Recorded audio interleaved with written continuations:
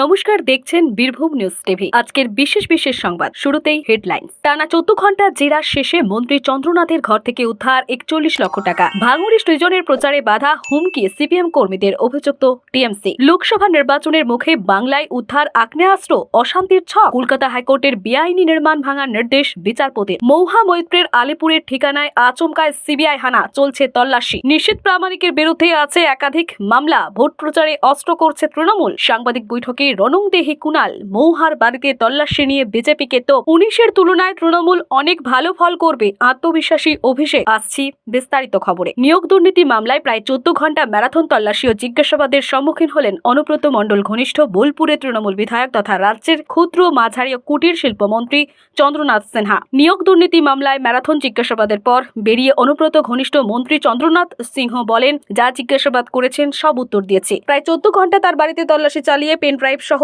একাধিক নথি উদ্ধার করেন ইডি আধিকারিকরা। উদ্ধার হওয়া নগদ 41 লক্ষ টাকা।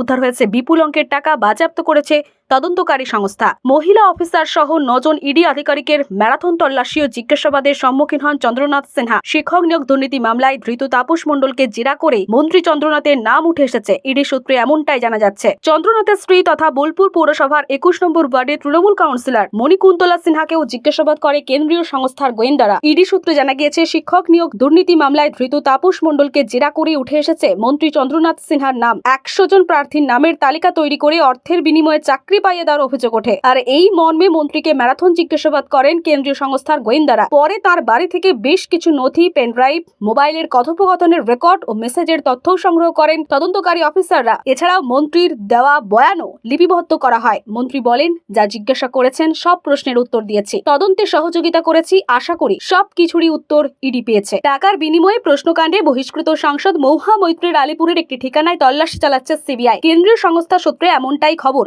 এখনো এই বিষয়ে মৌহা মৈত্রের কোনো প্রতিক্রিয়া মেলেনি। একের পর এক তৃণমূল নেতাদের বাড়িতে হানা দিয়েছে কেন্দ্রীয় এজেন্সি। শনিবার সকাল 7টা নাগাদ আলিপুরের রত্নাবলী অ্যাপার্টমেন্টে হানা দেয় সিবিআই। আর এই আবাসনের একটি ফ্ল্যাট তৃণমূল নেত্রী মৌহা মৈত্রের, সেখানেই তল্লাশি চালাচ্ছে সিবিআই। একাধিক নথি খতিয়ে দেখার কারণেই এই তল্লাশি অভিযান বলেই মনে করা হচ্ছে। একটি প্রিন্টারও ওই ফ্ল্যাটে নিয়ে যাওয়া হয়েছে বলে খবর। সাংসদ মৌহা মৈত্রের বাড়িতে সিবিআই তল্লাশির তীব্র বিরোধিতা করলেন কুণাল ঘোষ। শনিবার সাংবাদিক বৈঠক থেকে তিনি এই ঘটনাকে রাজনৈতিক উদ্দেশ্য প্রণোদিত বলে আক্রমণ করেন। পাশাপাশি তিনি এই বিষয়ে উদাহরণ টানেন হিমন্ত বিশ্ব শর্মা ও নারায়ণ রানারেরও। এই ইস্যু ছাড়াও তিনি বিজেপিকে আক্রমণ করেন ইলেকটোরাল বন্ড নিয়ে। কুণাল এদিন সাংবাদিক বৈঠক থেকে বলেন, সিবিআই ও ইডিকে সম্পূর্ণ রাজনৈতিক উদ্দেশ্য প্রণোদিতভাবে ব্যবহার করা হচ্ছে।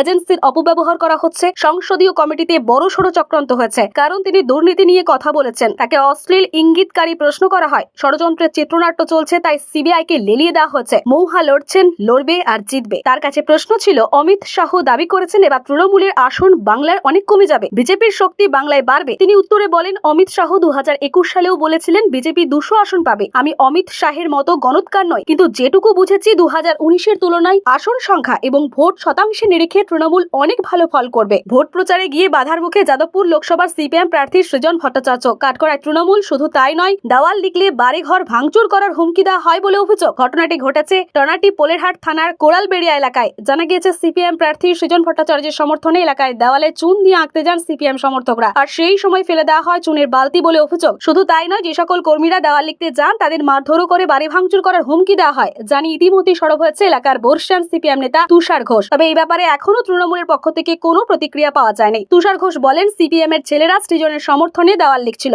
আর সেই সময় তৃণমূলের দলবল হুমকি দেয় আর ওদের ধাক্কা মারে, চুনের বালতি ফেলে দেয়। লোকসভা নির্বাচনে এবার জোরদার লড়াই হবে বিজেপি বনাম তৃণমূল কংগ্রেসের। সব আসনেই তা হলেও জমজমাট এখন কোচবিহার লোকসভা কেন্দ্র। কারণ এই কেন্দ্রে কেন্দ্রীয় প্রতিমন্ত্রী তথা বিজেপির কোচবিহার লোকসভা আসনের প্রার্থী নিশীথ প্রামাণিক। আর তৃণমূল কংগ্রেস প্রার্থী করেছে জগদীশ বর্মা বসুনিয়াকে। এবার নিশীথের বিরুদ্ধে দায়ের হওয়া মামলাগুলিকে প্রচারের হাতিয়ার করছে তৃণমূল কংগ্রেস। নির্বাচন কমিশনের নিশীথের দেওয়া হলফনামায় 14টি মামলার কথা উল্লেখ রয়েছে। আর সেই হলফনামাকেই প্রচারে নিয়ে আসছে তৃণমূল কংগ্রেস। তাতে চাপে পড়েছে নিশীথ। অন্যদিকে তৃণমূল কংগ্রেসের দাবি, নিশীথের হলফনামা অনুযায়ী তার বিরুদ্ধে খুনের চেষ্টা, চুরি, ডাকাতি এবং প্রতারণার মামলা রয়েছে। এটা সেটাকেই তুরুপে ত্রাস করতে চাইছে তৃণমূল, এমনটাই কিন্তু অভিযোগ কংগ্রেসের। তাছাড়া কেন্দ্রীয় প্রতিমন্ত্রী হলেও এই এলাকায় তেমন কোনো উন্নয়নের কাজ হয়নি বলে অভিযোগ তৃণমূল কংগ্রেসের। বিজেপির পাল্টা দাবি, তাদের প্রার্থীর বিরুদ্ধে রাজনৈতিক কারণে মামলা হয়েছে। তৃণমূল কংগ্রেসের বহু নেতা মন্ত্রীর নামেও মামলা আছে। আর এই বিষয়ে তৃণমূল কংগ্রেসের কোচবিহার লোকসভা আসনের প্রার্থী জগদীশ বর্মা বসুনিয়া বলেন, নিশীথ প্রামাণিকের বিরুদ্ধে খুনের মতো মামলা রয়েছে যখন তিনি রাজনীতি করতেন না, আর আমার বিরুদ্ধে একটা মামলা আছে, সেটা রাজনৈতিক। এই বিষয়ে নিশীথ প্রামাণিকের কোনো বক্তব্য পাওয়া যায়নি।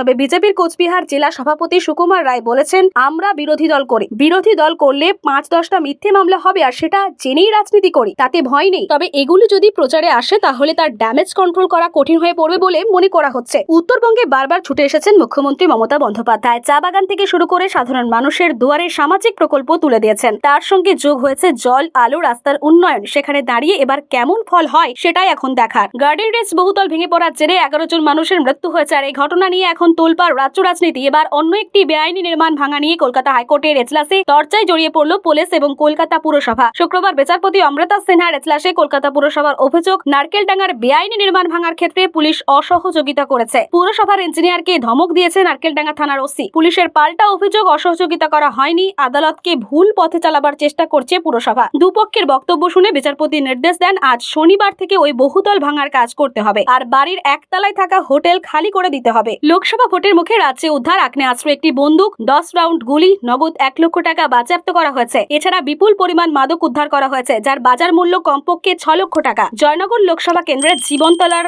মাখালতলা এলাকায় ব্যাপক চাঞ্চল্য। ভোটে অশান্তির ছকে আগ্নেয়াস্ত্র মজুত করা হচ্ছিল, উঠেছে প্রশ্ন। পুলিশ সূত্রে খবর, জীবনতলার মাখালতলা এলাকায় বেশ কয়েকজন সমাজবিরোধী গা ঢাকা দিয়েছে। গোপন সূত্রে পাওয়া খবরের অনুযায়ী দক্ষিণ 24 পরগনার জীবনতলা ঘটিয়ারি শরীফ ফাঁড়ির পুলিশ ওই এলাকায় হানা দেয়। সঙ্গে ছিলেন ক্যানিং 1 নম্বর ব্লকের বিডিও। তাতেই বড়সড় সাফল্য মেলে। মাখালতলা এলাকা থেকে একটি বন্দুক, 10 রাউন্ড কার্তুজ, নগদ 1 লক্ষ টাকা বাজেয়াপ্ত হয়। এছাড়া 297 গ্রাম হেরোইনও বাজেয়াপ্ত করা হয়েছে। উদ্ধার হওয়া হেরোইন আনুমানিক বাজার মূল্য 6 লক্ষ টাকা। সাইফুদ্দিন লস্কর নামে এক অভিযুক্তকে গ্রেপ্তার করা হয়েছে।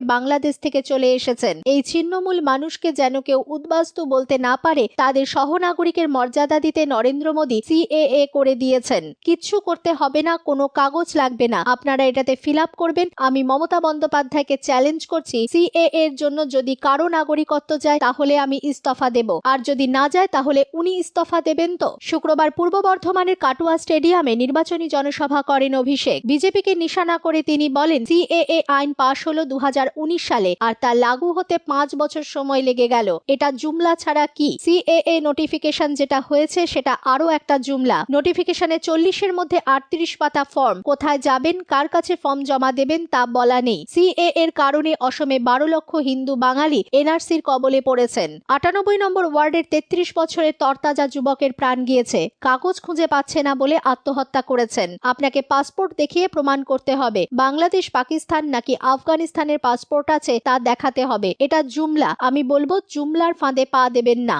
লোকসভা ভোটে নির্ঘণ্ট ঘোষণার সঙ্গে সঙ্গে কার্যকর হয়ে গিয়েছে আদর্শ আচরণ বিধি। ভোটের আগে অফিসার, আমলা, পুলিশ বদলির নির্দেশের বিশেষ ক্ষমতা এখন নির্বাচন কমিশনের হাতে। গত পরশুই এ রাজ্যের 4 জেলা শাসককে দায়িত্ব থেকে সরানোর নির্দেশ দিয়েছিল কমিশন। এবার বাংলার ওই 4 জেলায় নতুন জেলা শাসকদের নাম জানিয়ে দিল নির্বাচন কমিশন। কমিশনের তরফে পূর্ব মেদিনীপুর, বীরভূম, পূর্ব বর্ধমান ও ঝাড়গ্রামের নতুন জেলা শাসকের নামে অনুমোদন দেওয়া হয়েছে। কাদের কাদের এই 4 জেলার জন্য বেছে নিল নির্বাচন কমিশন? পূর্ব মেদিনীপুরে নতুন জেলা শাসক হিসেবে 2010 সালের ব্যাচের আইএএস জয়শ্রী দাশগুপ্তর নামে অনুমোদন দেওয়া হয়েছে কমিশনের তরফে। বীরভূমের জেলা শাসক পদের জন্য কমিশন সবুজ সংকেত দিয়েছে শশাঙ্ক শেঠির নামে। ইনিও 2010 সালের ব্যাচের আইএএস। পূর্ব বর্ধমানের নতুন জেলা শাসক করা হচ্ছে 2011 সালের ব্যাচের রাধিকা আইয়ারকে, এবং ঝাড়গ্রামে নতুন জেলা শাসক করা হয়েছে 2007 সালের ব্যাচে মৌমিতা গোদারা বসুকে। আজ অর্থাৎ শনিবার সকাল 10টার মধ্যে তাদের নতুন দায়িত্বে কাজে যোগ দিতে হবে। বাংলার মুখ্যমন্ত্রী মমতা বন্দ্যোপাধ্যায়কে আক্রমণ করলেন প্রদেশ কংগ্রেস সভাপতি অধীর চৌধুরী। তিনি বলেছেন, গ্রেফতারের ভয়ে ইন্ডিয়া জোট ছেড়েছেন মুখ্যমন্ত্রী মমতা বন্দ্যোপাধ্যায়। বহরমপুর থেকে অধীরকে এবারও প্রার্থী করেছে কংগ্রেস। প্রার্থী হওয়ার পর এদিন সাংবাদিক বৈঠক করেন অধীর। এখানে কেজরিওয়ালের গ্রেফতারি নিয়ে তৃণমূল এবং বিজেপিকে আক্রমণ করেন অধীর। তিনি বলেন, বিরোধী জোটকে দুর্বল করে দেওয়ার জন্য কেজরিওয়ালকে গ্রেফতার করেছে। কয়েকদিন আগেই কেজরিওয়ালকে গ্রেফতার করার চেষ্টা চালাচ্ছিল কেন্দ্র। সেই ভয়ে তৃণমূল ইন্ডিয়া জোটে সামিল হলো না। এদিন তার কথায় আরও একবার উঠে আসে তৃণমূলের সঙ্গে বিজেপির ম্যানেজ তত্ত্ব। তিনি বলেন, জোটে থাকার জন্য কেজরিওয়ালের বিপদ হলো। দিদি হলেন বুদ্ধিমতী, জোটে না গিয়ে ম্যানেজ করে মোদির সঙ্গে হাত মিলিয়ে বেরিয়ে এলেন, তাই ভাইপোর কিছু হয় না। হুগলি লোকসভা কেন্দ্রের অন্তর্গত সপ্তগ্রাম বিধানসভায় সেনেট বিশালাক্ষীতলা মন্দিরে পুজো দিয়ে শুক্রবার প্রচার অভিযান শুরু করলেন তৃণমূল প্রার্থী রচনা বন্দ্যোপাধ্যায়। অভিনেত্রীকে দেখার জন্য স্থানীয়দের উৎসাহ ছিল চোখে পড়ার মতো। মায়ের কাছে পুজো দিয়ে আগামী দিনে হুগলিবাসীর জন্য